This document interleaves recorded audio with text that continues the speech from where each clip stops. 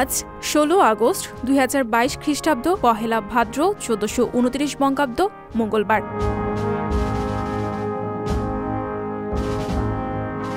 ১৮৬৭ সালের ১৬ আগস্টের এই দিনে কার্ল মার্কস ক্যাপিটাল গ্রন্থের প্রথম খণ্ড লেখা শেষ করেন। সর্বমোট ৩ খণ্ডে গ্রন্থটি প্রকাশিত হয়। প্রথম খণ্ড ডেভিড রিকার্ডো প্রণীত মূল্যের শ্রমনীতিকে দৃঢ়ভাবে সমর্থন করে। সেই দৃষ্টিকোণ থেকে উদ্ধৃত মূল্য নিয়ন্ত্রণের মাধ্যমে শ্রমিকদের শোষণকারী পুঁজিবাদী উৎপাদন ব্যবস্থার বিশ্লেষণ করে।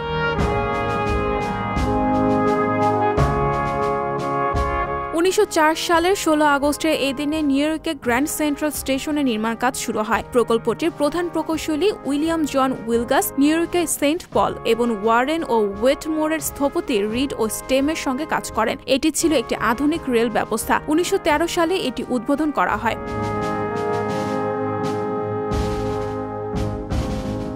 ১৯০৫ সালে ১৬ আগস্টের এই দিনে বঙ্গভঙ্গ আইন কার্যকর হয়। বঙ্গভঙ্গ বাংলার ইতিহাসের একটি গুরুত্বপূর্ণ অধ্যায়। ভারতের ভাইসরয় লর্ড কার্জনের আদেশে প্রথম বঙ্গভঙ্গ সম্পন্ন হয়।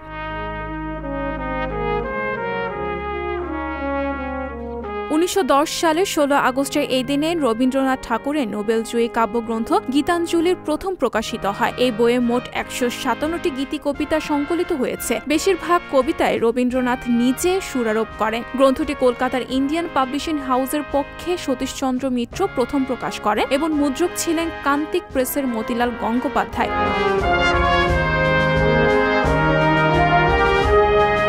১৯৪৬ সালের ১৬ আগস্টে এই দিনে মুসলিম লীগ ডাইরেক্ট অ্যাকশন ডে পালনের সময় কলকাতায় সাম্প্রদায়িক দাঙ্গা শুরু হয়।